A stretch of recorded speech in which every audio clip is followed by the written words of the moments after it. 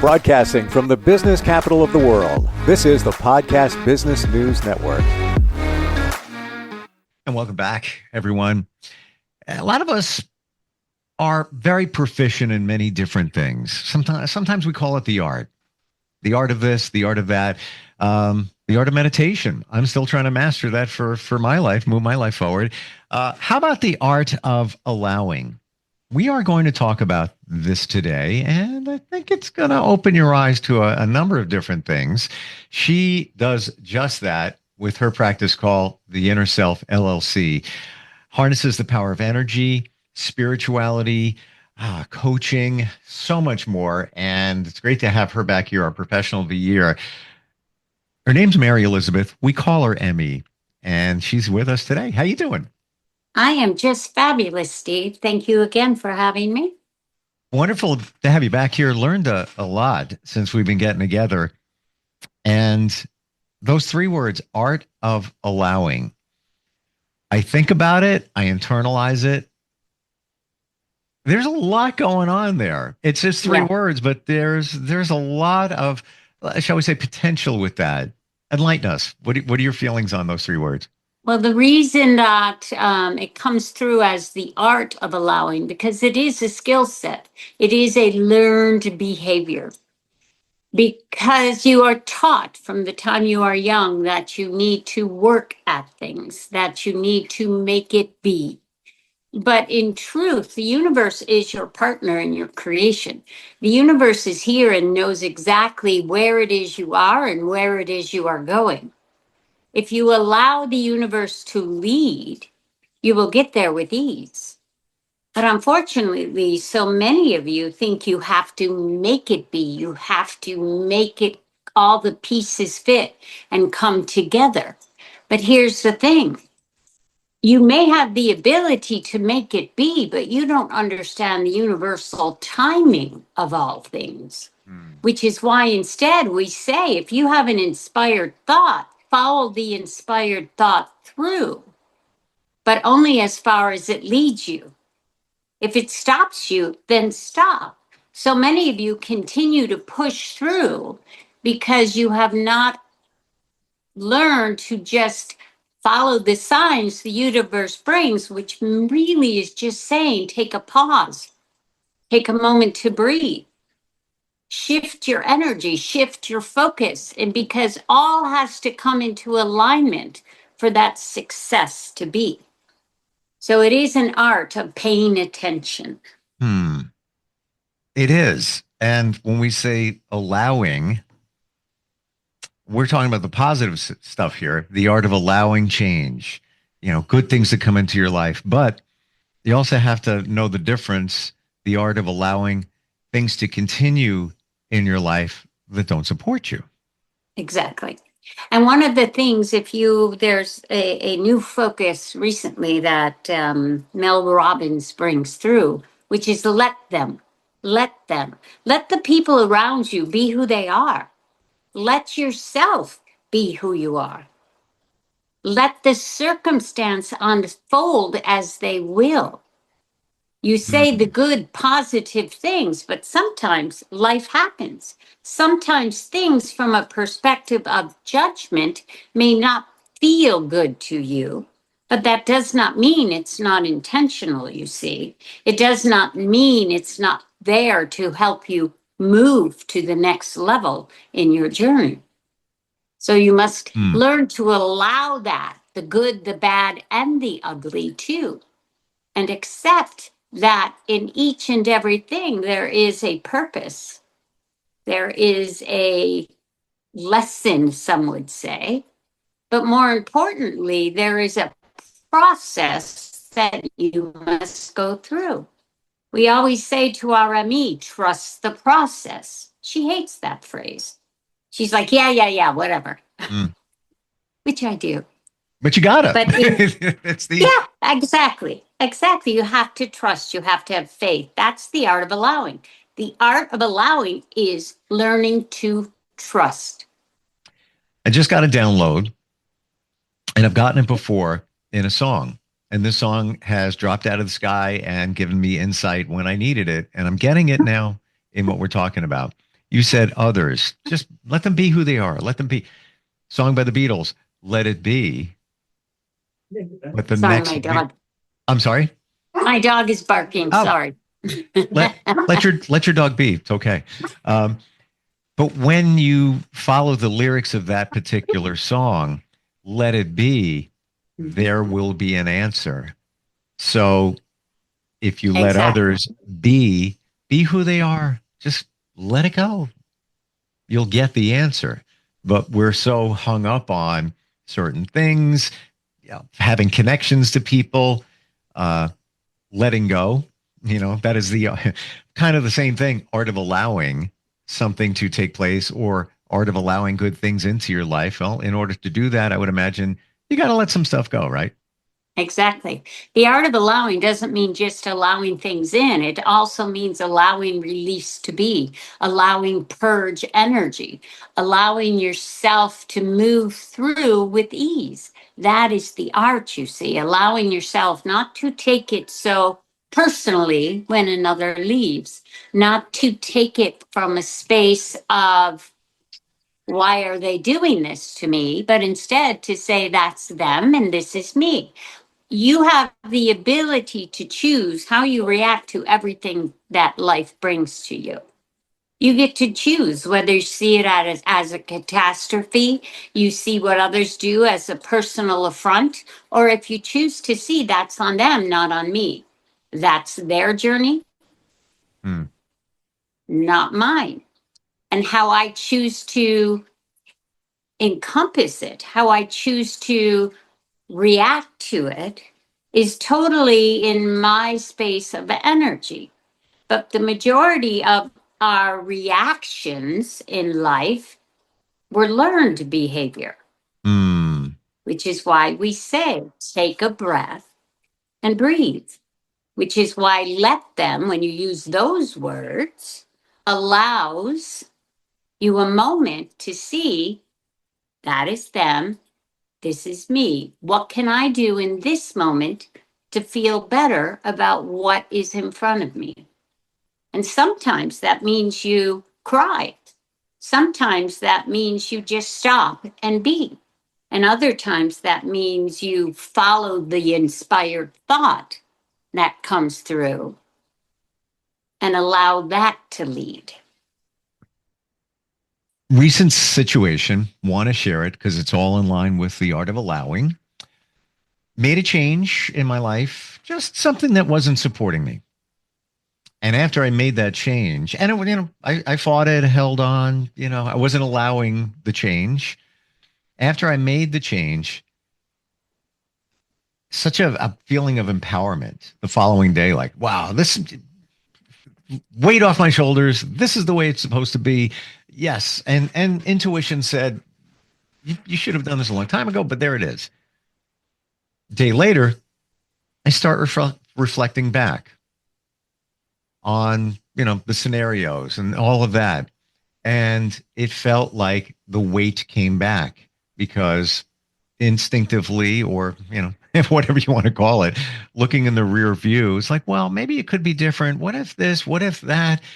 Instead of using the art of allowing it to go because it's not supposed to be there and you already know the answer.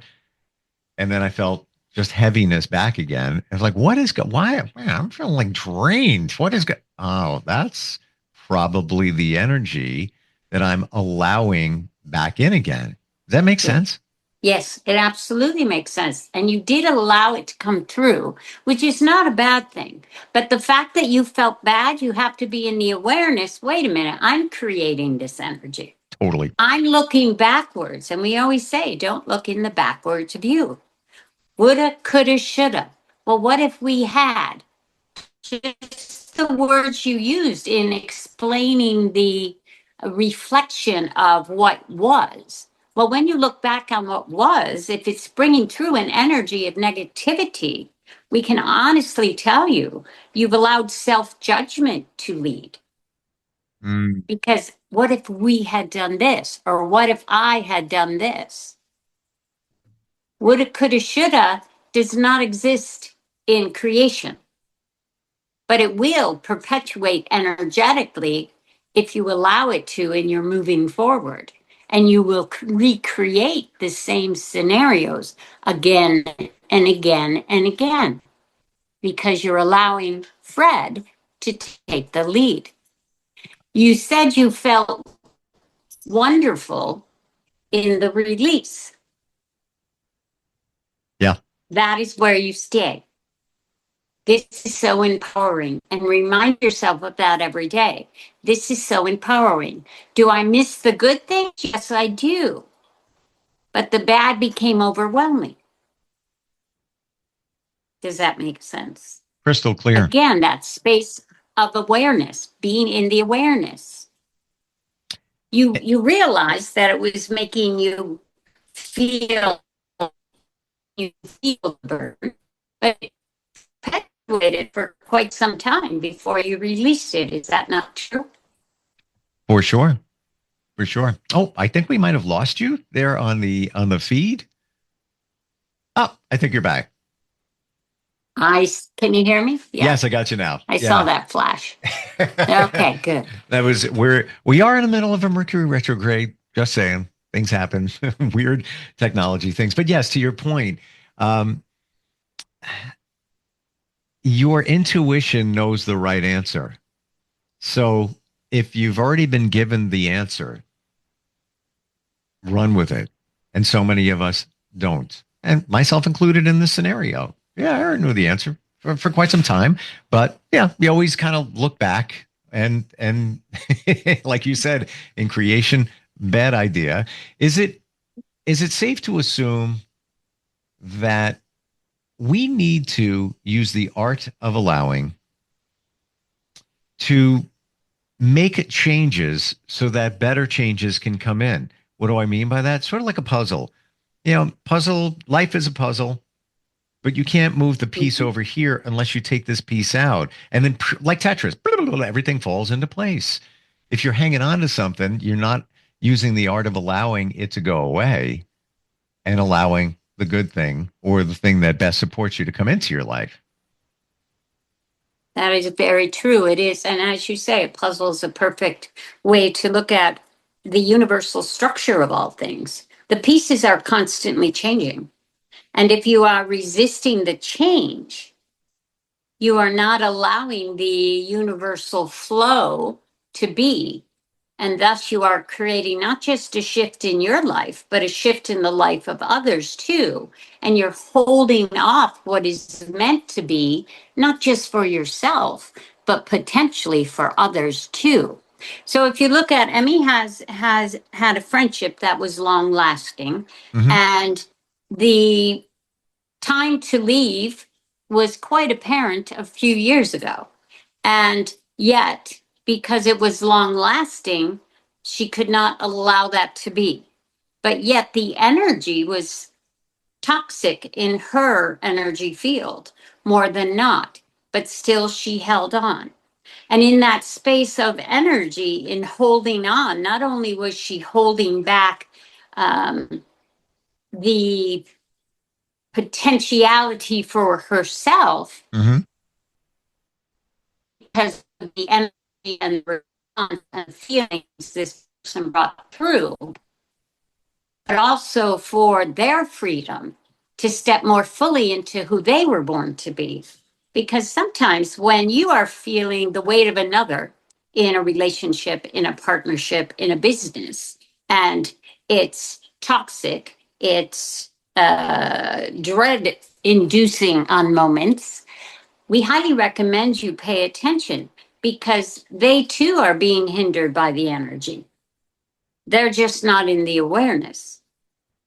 So when you release, not only do you give yourself that space to grow in peace, but you give them that space to grow in peace.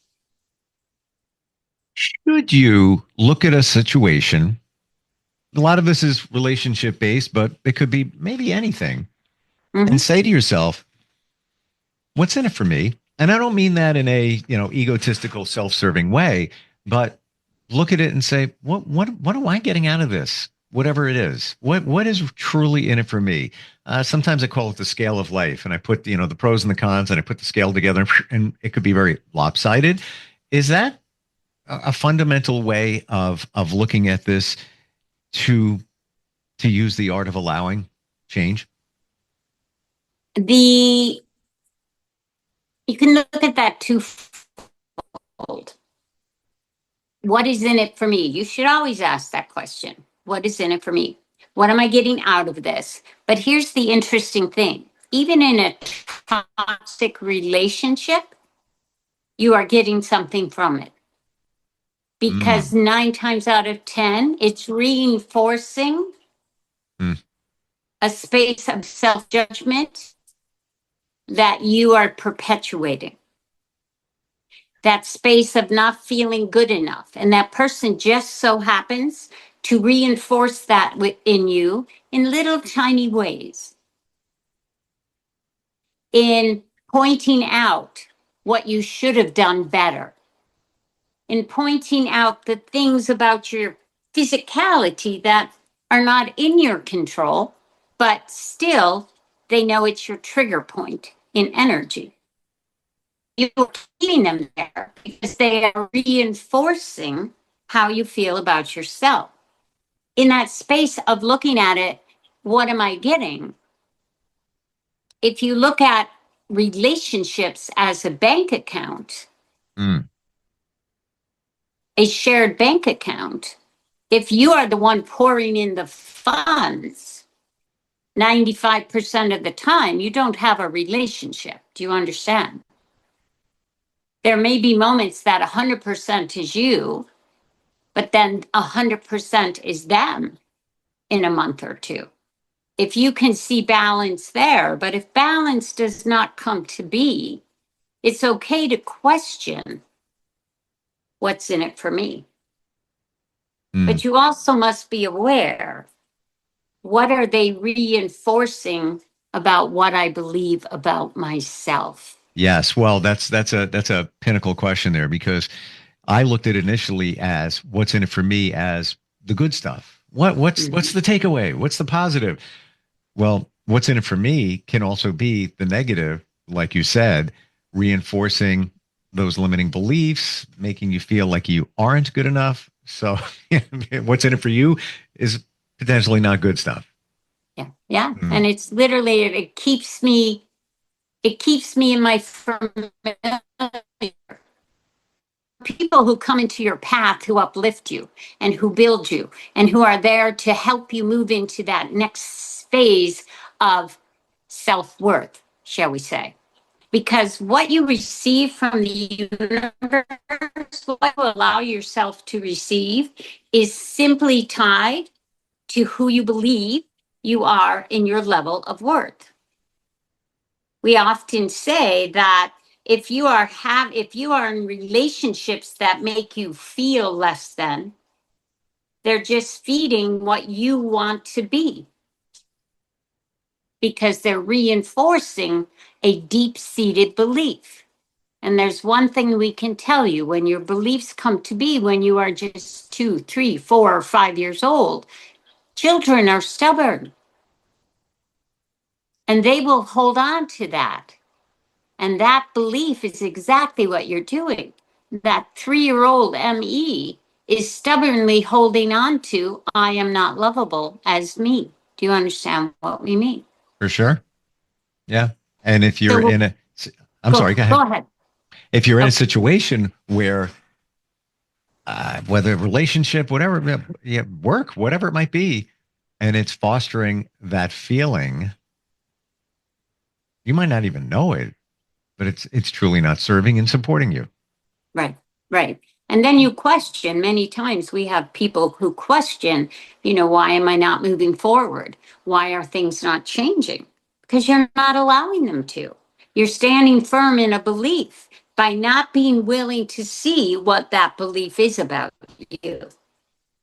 We have recently said to a friend of Emmy's that the idea of financial burden and not having enough is tied to how you believe about your own self-worth.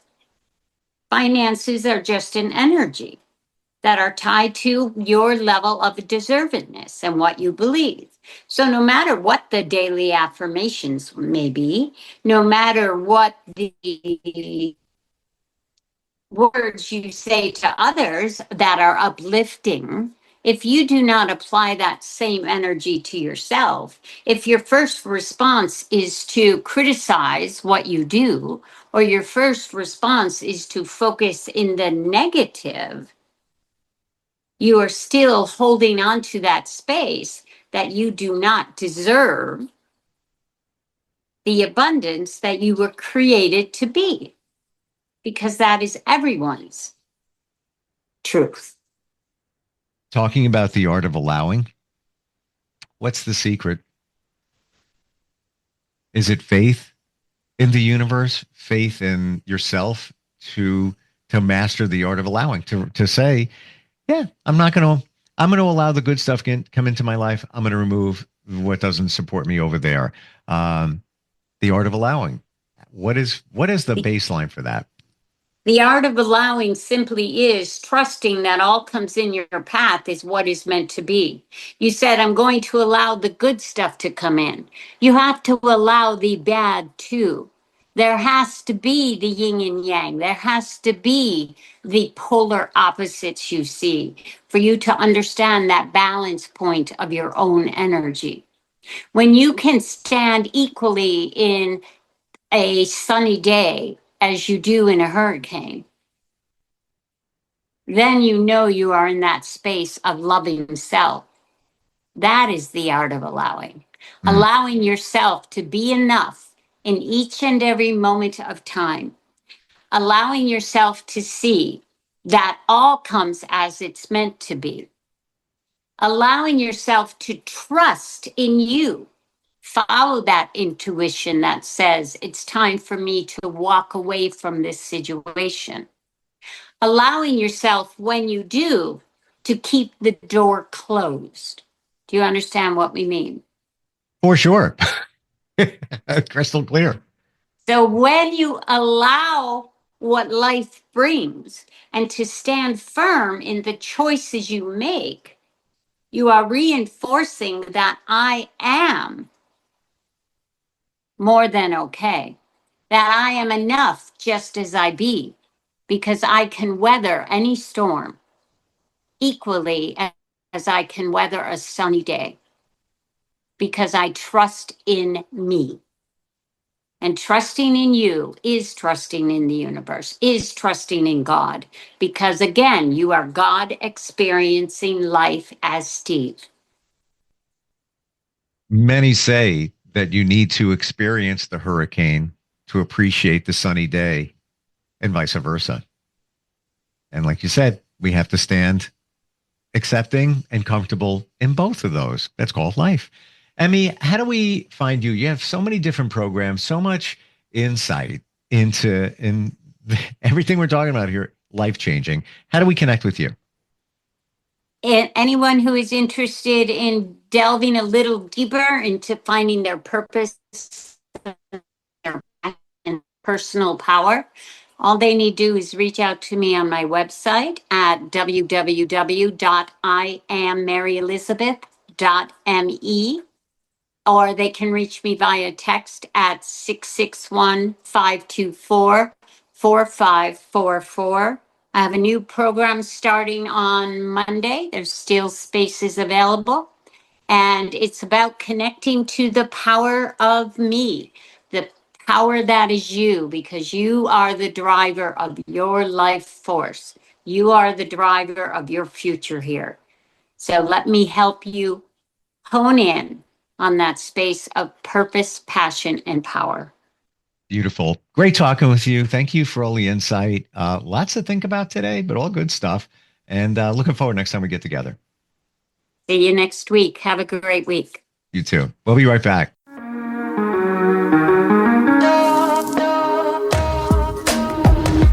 Broadcasting from the business capital of the world, this is the Podcast Business News Network. It's Thursday night and you're grabbing drinks with some friends. Started off with a pitcher for the table, which quickly becomes two. There's pool. And there's the photo booth. All right, everybody squeeze in. Say cheese! Followed naturally by an order of wings. And another. Can we get some extra ranch sauce? Then there's the ceremonial nightcap. So what are we doing this weekend? And lastly, it's back to the car, which, if you're buzzed,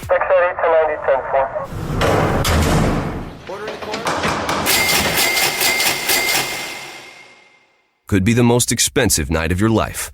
Getting pulled over for buzz driving could cost you around $10,000 in fines, legal fees, and increased insurance rates. Nothing kills a buzz like getting pulled over for buzz driving, because buzz driving is drunk driving. Brought to you by the National Highway Traffic Safety Administration and the Ad Council.